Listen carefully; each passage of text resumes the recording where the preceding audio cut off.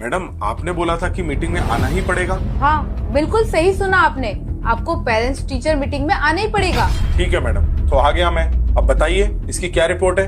आप ही देख लीजिए, रिपोर्ट्स बिल्कुल भी अच्छी नहीं है इसकी, सिर्फ पासिंग मार्क्स ही आए हैं। लेकिन इसके कम मार्क्स क्यों आए हैं? पढ़ाई पे बिल्कुल भी ध्यान नहीं है इसका, और ना ही आप लोग ध्यान देते हो। देखो मैडम, मैं और मेरी वाइफ हम दोनों वर्किंग हैं। एक्चुअली हमारे पास टाइम ही नहीं है। हम लोग ऑफिस जाते हैं, फिर घर के काम और फिर इसकी स्टडी भी। और आप अभी देख लीजिए, मेरी वाइफ ऑफिस में इतना बिजी है कि वो आ भी नहीं पाई। अगर आप वर्किंग है तो उसकी ट्यूशन लगवा दो ना, कम से कम ट्यूशन में पढ़ेगा तो उसका फ्यूचर तो सिक्योर होगा।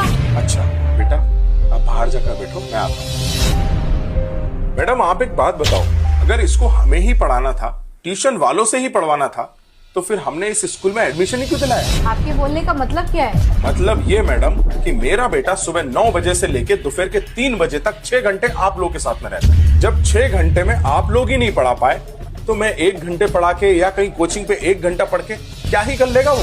देखिए मेरा मतलब वो नहीं था।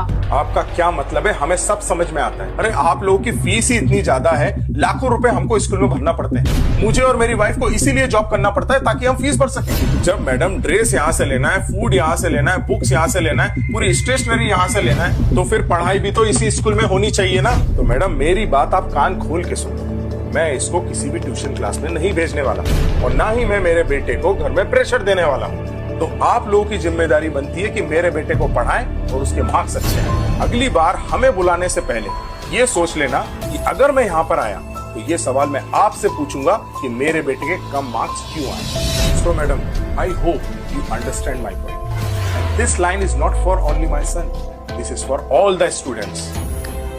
Thank you. दोस्तों एक बात तो बिल्कुल सही है, आजकल के स्कूल्स का ध्यान फीस लेने में है, ना कि बच्चों को पढ़ाने में। अगर मेरी बात सही लगी है ना दोस्तों, तो कमेंट जरूर करिए और शेयर जरूर करिए।